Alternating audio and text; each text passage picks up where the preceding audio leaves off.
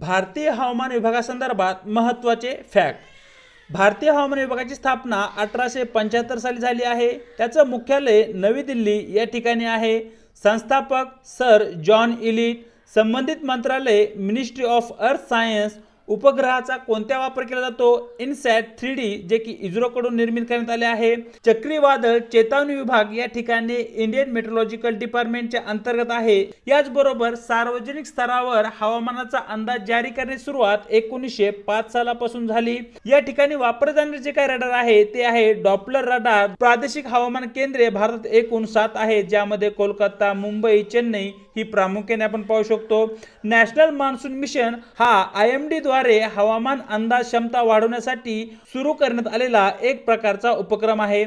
चेन्नई वेधशाळा IMD अंतर्गत सर्वात जुनी वेधशाळा आहे. व्हिडिओ जर आवडला तर व्हिडिओला लाईक करा, आपल्या मित्रांसोबत शेअर करा.